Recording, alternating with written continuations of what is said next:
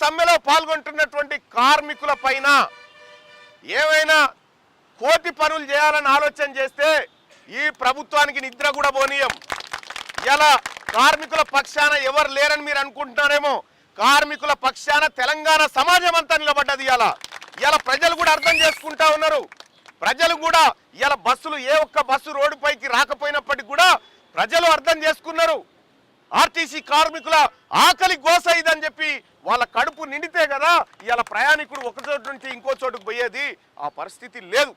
ఇలా రాష్ట్ర ప్రభుత్వం చెప్పుకుంటా ఉంది, అసెంబ్లీలో కూడా చెప్తా ఉంది, మేము ఇన్ని కోట్ల మంది ప్రయాణికులను ఫ్రీగా తరలించమనేటువంటి మాట చెప్తా ఉంది. మరి ఎంతమంది కార్మికులకు ఇచ్చిన హామీలు అమలు చేసినాం అనేటువంటి లెక్క ఈ ప్రభుత్వం ఎందుకు చెప్తలేదని నేను అడుగుతా ఉన్నా. అందుకోసమే మేము మొదటి నుంచి కూడా ఒకటే వాదం మీద ఉన్నాం. ఆర్టీసీ కార్మికుల డిమాండ్ నెరవేరే వరకు ఈ సమ్మె కొనసాగుతుంది.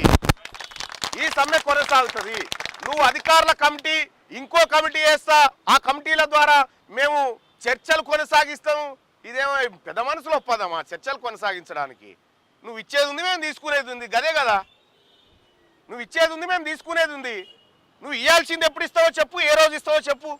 అది చెప్పకుండా కాలయాపన చేసేటువంటి కార్యక్రమాలు ఏవైతే చేస్తూ ఉందో ఆర్టీసీ యాజమాన్యం, ఈ యాజమాన్యానికి మేము ప్రధానంగా చెప్తుంది ఒక్కటే, మా సంఘాలను పునరుద్ధరించండి.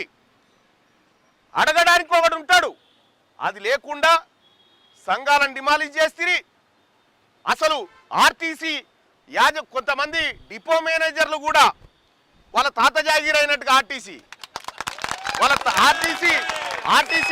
వాళ్ళ నాయనగారు రాసిచ్చిన ఆస్తి లెక్క ఫీల్ అవుతారు. అట్లా ఫీల్ కాకుర్రి.